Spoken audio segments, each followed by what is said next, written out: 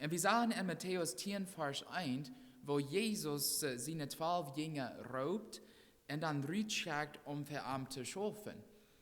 Und wenn wir für Jesus schaffen wollen, dann müssen wir erst auch von ihm geraubt worden und wir müssen auch seinen Raub annehmen.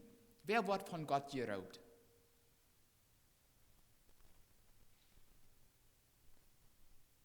Um sein Kind zu wollen. Sünder, wahrlich, ja. Sünder wurden geraubt, ja. Die sich rauben lässt, ja. Aber raubt Gott nicht alle Säulen, die noch nicht seine Kinder sind?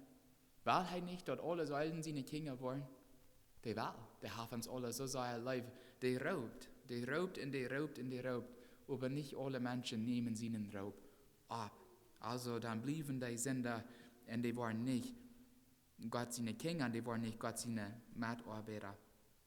Und nur dem Jesus seine Jünger berauben hat, dann befahl er an, Vers 1b, Arene Geister uitzudrijven, jede Krankheiten, alle Leiden zu heilen. Und dann in Matthäus 9, oder wir sagen in Matthäus Kapitel 9, wo Jesus diese verschiedenen Dinge deut, und nu wird Zeit für die Jünger dort zu tun, was sie von Jesus sagen. Jesus hat die Kranken geheilt und die weise Geister uitgedreven, die hat die Todes abgewirkt und nu sagt er zu seinen Jüngern, nu sollen die dort tun, was sie von ihm sagen. Und das weist uns, wo wichtig das ist, dass Jünger Jesu lehrbar bleiben. Dass wir immer willig sind, von ihm zu lernen. Und dass wir immer von ihm lernen tun. Und das meint so viel, dass wir in Gottes Haus sind, um Gottes Wort zu hören, dass wir auch Haus Gottes Wort lesen tun, dass wir Erfahrungen mit Gott merken tun, währenddem er uns Leben lädt und führt. Und dass wir eine enge Gemeinschaft mit Gott haben, dass wir fertig mit reden tun und zu Gott beten tun. Wir sind lehrbar bleiben, sodass wir dort wiederführen können, Jesus in der Arbeit wiederführen können, was er ab dieser Erde angefangen hat. Der hat uns ganz klar gewiesen, wo wir dort tun sollen. Und nu sollen wir dort tun. Und uns ganz größte Abgabe ist, dass wir das Evangelium Jesu Christi verbreiten. Wenn wir Erlösung in Christus erfahren haben, indem wir Christus in der Vergebung und Reinigung belebt haben, dann sind wir Kinder Gottes. Und Paulus sagt, dass wenn wir das belebt haben, wenn wir Kinder Gottes sind, dann in Wirklichkeit sind wir Christi Mitarbeiter. Wir schaffen mit Christus taub, um seine Arbeit zu tun. Jesus raubt all seine Jünger an seine Arten an. So erstens raubt er alle Menschen, um seine Jünger zu werden, und dann raubt er all seine Jünger, um für ihn zu schaffen. Und Gott kümmert sich nicht über wie viel wir eignen tun oder wie ausgeliert wir sind. Er guckt nicht dort hart. Er guckt nicht dort hart, wo wir gesonnen sind, wo uns Anstellung ist, zu armen, zu seiner Arbeit. Gott will Arbeiter haben, die am Leib haben und ganz abhängig von ihm sind. Und Arbeiter, die sich auf Gottes Versorgung und Leitung verlassen tun. So eine Arbeiter will Gott. Und deswegen sagt Jesus zu seinen Jüngern in Matthäus 10, Vers 9 und 10, dass sie nichts mitnehmen sollen. Kein Gold oder Salbe oder Kopper, nicht eine Tasche, auch nicht 2 Kleider, auch nicht Schuhe, auch nicht einmal ein Stock mitnehmen. Jesus hat seine Jünger daran erinnert, dass wenn sie für ihn schafften, dann wird Gott an dafür belohnen. Er will haben, dass seine Jünger während dieser Mission lernen sollen, sich völlig auf ihn zu verlassen. Und dort ist manchmal schwierig. Wenn Gott uns was wiesen wird, was wir für ihn tun sollen, und dann dort auch tun. Und manchmal sind die Dinge, die Gott von uns haben will, nur schwer. Das wird sehr schwer für die Jünger gewesen sein. Nicht 2 paar Schuhe mitnehmen, kein Geld mitnehmen, bloß einen Tag rausgehen und Gottes Wort und Gottes Wort zu verbreiten, Gottes Wort zu tun. Und wir weiten, dass es nicht so lange gedauert hat, was sie das fertig führen, dann kamen sie weiter alle taub und dann sieht Jesus zu Ende, dass sie von dort wieder können ihre Sachen mitnehmen, wenn sie für ihn schaffen würden. Aber diese kleinere Mission, wie dort zu wiesen, wo nötig das ist, dass wir uns auf Gott verlassen tun. Und nicht ab ans Geld, wo viel Geld wir haben, nicht ab unsere feine Sachen oder wo isoliert wir sind uns ab Gott verloren. Und das wird die Jünger ihren Glauben und ihr Vertrauen an Gott auf die Probe stellen. Und manchmal wird Gott kriegt so mit uns, der will uns Hoffnung und Glauben auf die Probe stellen, zu sein, ob wir wirklich dort glauben tun, was wir sein, wie glauben tun und was wir andere sein. Gottes Jünger zu sein, ist manchmal schwer, aber das ist immer gesegnet. Gott segnet seine gehorsame Arbeiter und die will uns mit seiner Arbeit auch helfen, dort wo wir von der Samarias sein. Jesus hat alle Kinder Gottes an seine Arme geraubt. Und nur dem Jesus seinen Jüngern erklärt hat, was ihre Mission kriegt, was die Jünger tun sollen, dann warnt er an, für was sie vor, denen sie an ihrer Arbeit, in dieser jährlichen Arbeit, mehrmals begegnen würden. So, er sagt nicht, dass das ganz leicht wird sein, das wird nicht leicht sein. Die würden durch sehr schwere Tiden gehen. Und diese Warnungen gelten auch für uns als Arbeiter Christi, als Mitarbeiter Christi. Diese Warnungen sind Krieg so gut für uns. Und wir werden von denen lernen. Erstens sagt Jesus in Vers 16, seid einmal, ich schicke euch als Schub mit man will. Und hier braucht Jesus weiter das Bild von Schub, um Gottes Volk zu repräsentieren und auch diejenigen, die ein öffnet Hort für das Evangelium haben. Und das ähnelt Matthäus 9, Vers 36, wo die Schrift sagt, in uns Jesus dort Volk sagt, jemand am dort Ewe an, wir sie werden verjährt und haltlos, so als Schub ohne Hort. Und Gottes Wort lesen wie Vierten, wo Gott sich selbst als Schubhort nannt und bezeichnet und seine Nachfolger als Schub. Wie sollen Schub sein? Wo sind Schub? Ja, die folgen den Hort, ja, die harchen taub. Ja, wo sind die noch? Die sind haltlos in sich selbst. Und das sagen wir auch. Wenn wir würden proben, Gottes Werk weiterzuführen ohne Gott, oder wenn wir würden proben, ein Kind Gottes zu bleiben ohne Gottes Halb, das geht nicht. Wir sind haltlos ohne Gott. Und sind die wütende Tiere? No, die sind nicht.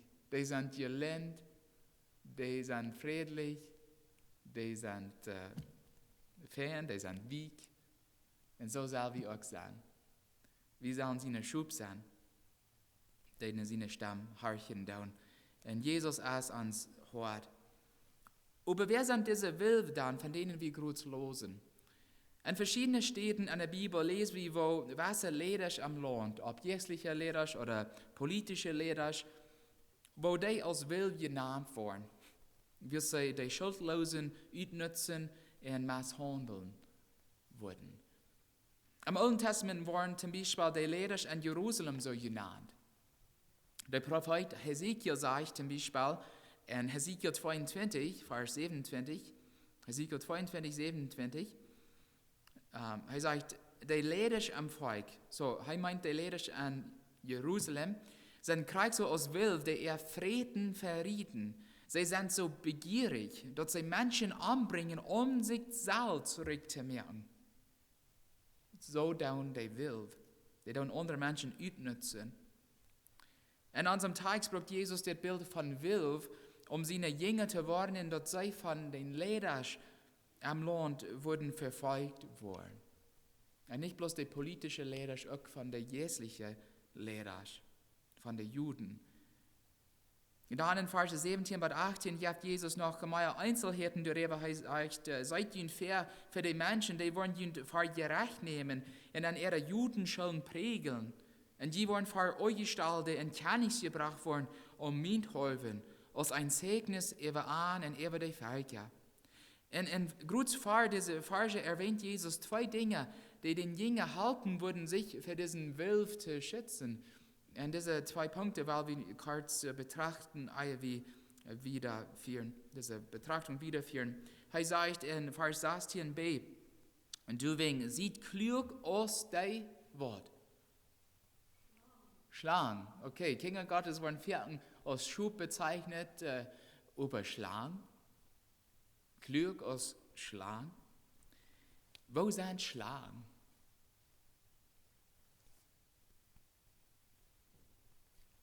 Klug als Schlagen. Sind Schlagen klug? Wo sind die Schlagen? Was tun die?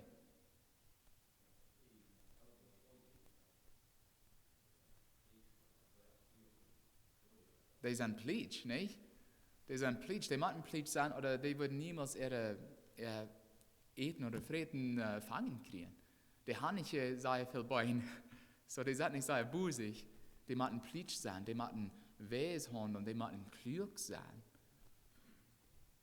Das griechische Wort wird hier als klug übersetzt, als meint einsichtig, vorsichtig, vorbedacht und vernünftig. Und das sind Eigenschaften, die wir als Kinder Gottes sollen haben. Und wir brauchen diese Eigenschaften, um Gottes Wort treu zu bleiben.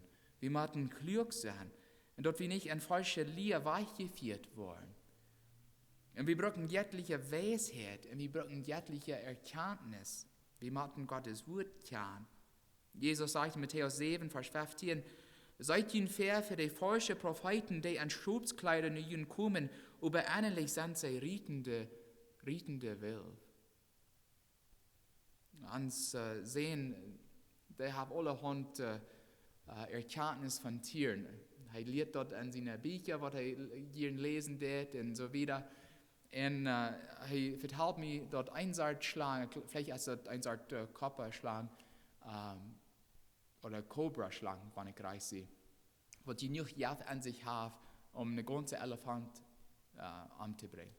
Oder, ist das nicht wunderbar, dass ein kleines Schlange so viel Jagd an sich hat, um einen Elefant durchzukriegen? Die haben nicht viel, die sind nicht sehr busig, aber die sind stark, die haben Erkenntnisse, wo sie was Dinge tun, wo sie eten, kriegen sollen und so weiter. Wir müssen abpassen, was wir als Kinder Gottes tun. Wir müssen klug sein, wir müssen vernünftig sein, wir müssen einsichtig sein. Wir müssen unser Hort vor falsche Propheten schützen, die falsche Lehre brücken, um uns von der Wahrheit Jesu weichzulassen. Was meine ich? Well, in Apostelgeschichte 20 braucht Paulus ein ähnliches Bild, um die Epheser Ältesten zu warnen. Hier redet Paulus sozusagen Prediger. Der Prediger-Breiter wird in Ephesus werden. Und wir wissen, dass Luther, dass Timotheus selbst der Hauptprediger oder ein von den Hauptprediger in Ephesus wird. Vielleicht wir er mangt diese Männer, vielleicht noch nicht. Und er sagt zu diesen Epheser Ältesten, ich weiß, dass wenn ich ihr schon weich sein, dann werden rietende Welt manchen kommen, die Herd nicht verschonen wollen. Die wollen sogar von ihren eigenen Menschen ein Jahr abstehen, die Wahrheit verdrehen wollen, um Anhänger für sich zu kriegen. Und deswegen seid wacker und denkt daran, dass ich 3 Jahre Tag und Nacht und alle Matronen vermahnt habe. 3 Jahre lang. Und was können wir als Kinder Gottes tun, um uns selbst dafür zu schützen, dass wir nicht durch falsche Lehre von Jesus in der Wahrheiten weichgelegt werden? Weil erstens, wir müssen Wort weiten. Wir müssen Gott sein Wort weiten.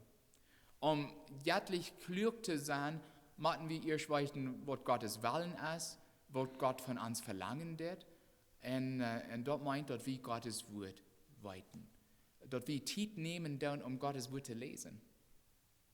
Um an Gottes Haus zu sein. Das ist so wichtig, dass wir Gottes Wort kennen.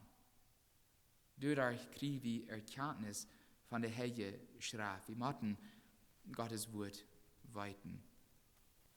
Und wenn wir Gottes Wort weiten, dann wird es viel schwerer sein für falsche Lehrer, uns von Gottes Wahrheiten weich zu locken.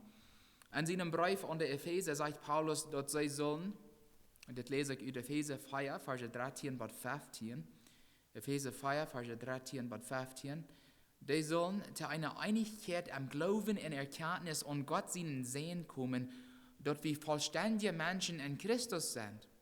Weil wir verständige Christen sind, dann machen wir Gottes Wort weiten. Dann Vers 14 sagt er wieder, wir sollen nicht länger Kinder sein, die sich von verledenden Menschen ihre Lehren ausschmieren luten, und so aus den Wahlen vom Wind Hahn und her geschmeten worden durch ihre Irrlehren, womit sie die Menschen verleden.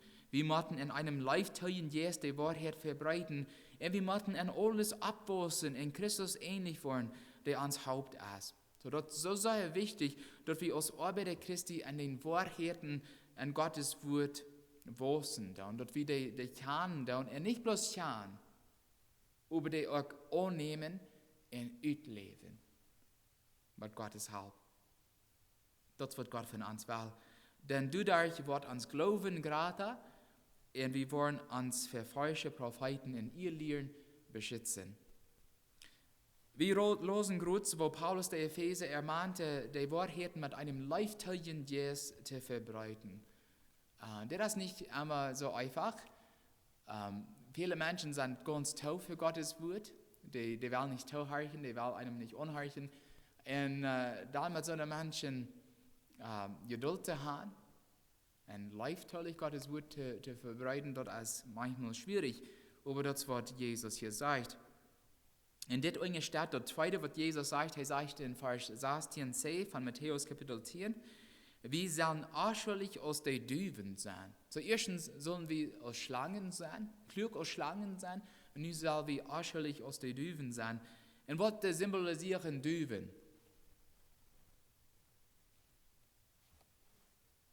Peace, ja, Friede. Was noch? Treu, ja, wo sie sind. Treu, die sind Friede, die haben Friede an sich. Was noch? Bei Hochzeiten, dann sie die Düven Pferden losloten. Wie dort muss es sein? Ich war bei einer Hochzeit, wo sie dort leiden. Die hatten 2 Düven und dann war eine Kass über wir. Dann die Brut und Bräutigam, die haben die Düven losgelassen, dann können sie weichfliehen. So was soll das symbolisieren? Live, nicht? Live. Düven symbolisieren Friede und Life und Elendigkeit und Gnade und all diese Dinge. Und so, so soll wir auch sein, wann wir Gottes Wort verbreiten dann. Und dort verlangt, dass wir Friede an uns haben, dass wir Friedensstifter sind, dass wir Geduld haben mit Menschen, dass wir Gottes Wort mit Liebe verbreiten dann. Und dass wir Verständnis haben für Menschen. Liebe, und Liebe soll das ganz Größte sein, sagt Paulus in 1. Korinther 13. Und dieser sagt er sogar, dass wir alle wunderbare Dinge für Gott tun können, aber wenn wir die nicht aus der Liebe tun, dann helfen die nicht. Die helfen Gott nicht und die helfen uns auch nicht. Wort. Liebe muss durch sein. Wir sollen arschelig aus Düven sein. Und das Wort arschelig meint auch schuldlos. Arschelig in Plattdeutsch meint nicht immer schuldlos. Wenn einer eine Arschuld ist, das meint was anderes, nicht? Aber wir sollen arschelig sein. Wir sollen schuldlos sein. Die Dinge, die sollen rein und schuldlos leben, du mit keine Ahnung für irgendwas wird beschuldigen können. Das, was Petrus sagt in 1. Petrus 3, 16, er sagt, seine Tauhörcher, halt jün Gewissen rein, damit die sich schließlich schämen, die du wegen ever jün schlechtet reden, dort die Christen sind. Wir sollen arschelig aus Düven sein, dort keiner was gegen uns sein kann. Dass wir nicht reich leben, dass wir Heuchler sind und so weiter. Wir sollen schuldlos leben. Jesus raubt all seine Kinder oder Jünger in seine Art an und du mit wie die Arbeit wiederführen, die er selbst angefangen hat. Und Jesus verspricht nicht, dass diese Arbeit leicht oder einfach sein wird. Nein, er warnte seine Jünger für den verschiedenen Gefahren, denen sie mehrmals begegnen würden. Und deswegen sollen sie klug aus Schlangen sein und aber auch arschelig aus Düven sein. Aber das gibt noch was alle Arbeiter Christi brauchen, um an Gottes Art zu schaffen. Und wer weiß, was das ist? Oder besser gesagt, wer das ist.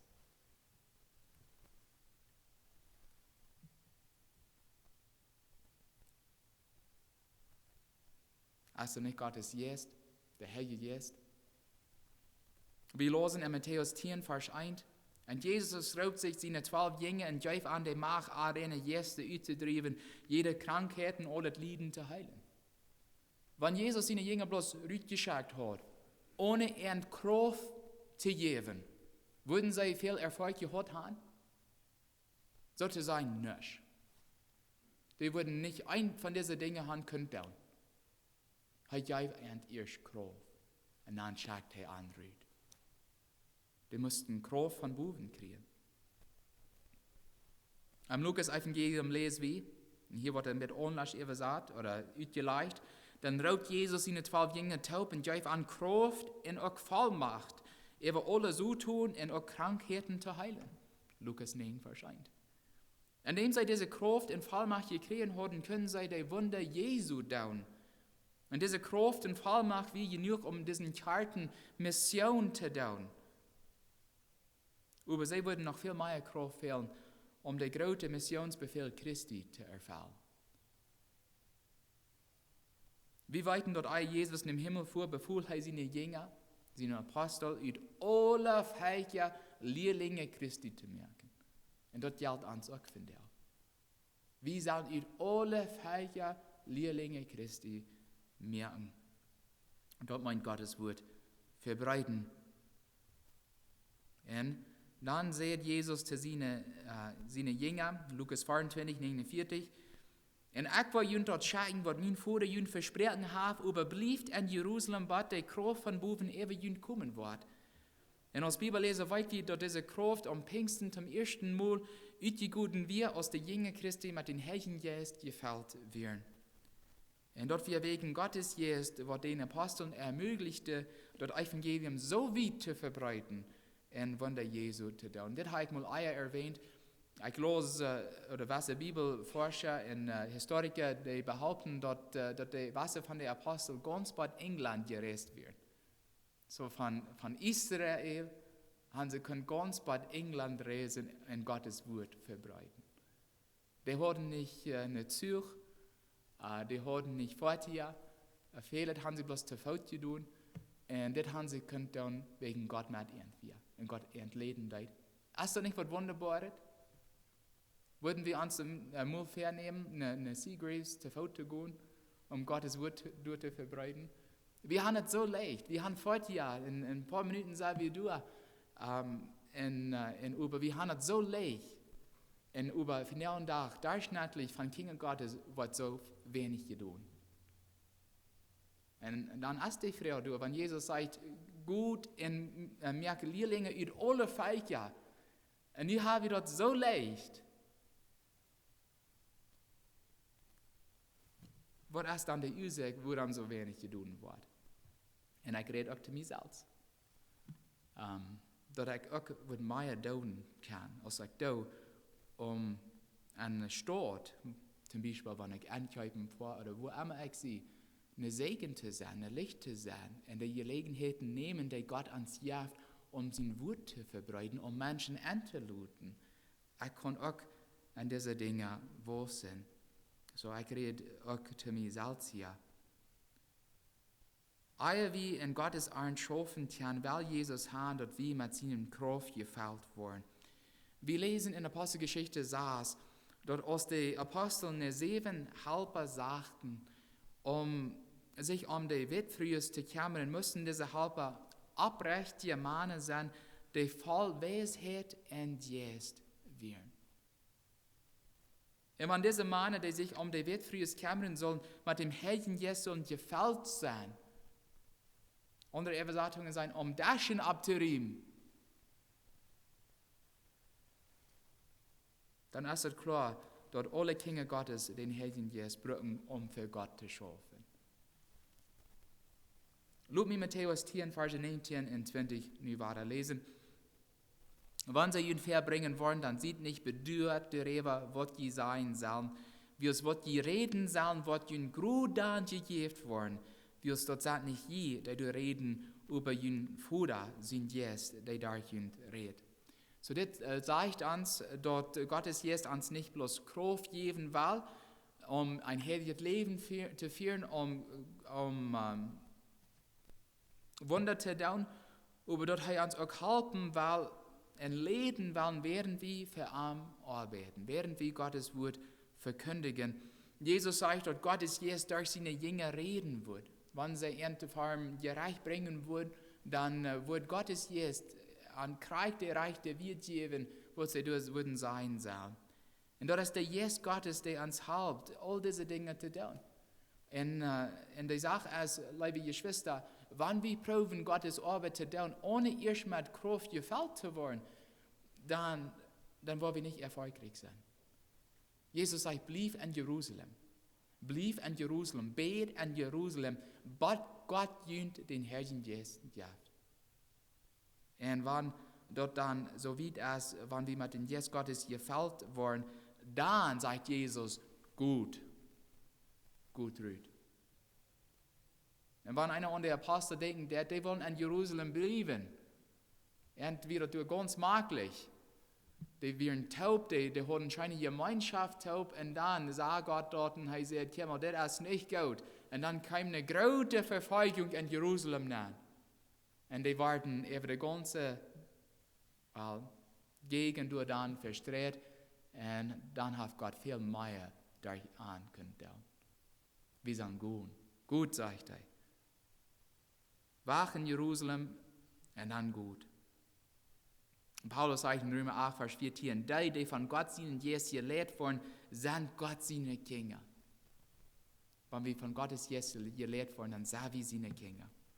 Und in Apostelgeschichte 13,2 lesen wir, wo der Heilige Jesus Paulus und Barnabas raupen dort, auf Missionsreisen zu gehen. Und wo der Heilige Jesus dann verschiedene Missionsderen für einen Weich aufmerkt. Und zweimal merkt er auch, was deren tut. Er sagt zu Paulus zum Beispiel, nee, ihr soll nicht hier hinfahren, ihr soll nach Mazedonien. Und du hast große Wunder tun, und du hast Gott können viele Säulen raten. Paulus und Barnabas wussten, dort wann sie in ihrer Arbeit für Christus erfolgreich wollen sein, dann mussten sie eine Gottes Geist horchen und an Leben luten. Jesus hat uns alle so sein Leib. Er hat all seine Kinder Leib. Er hat alle verlorene Säulen Leib. Und deswegen sagt er, gut.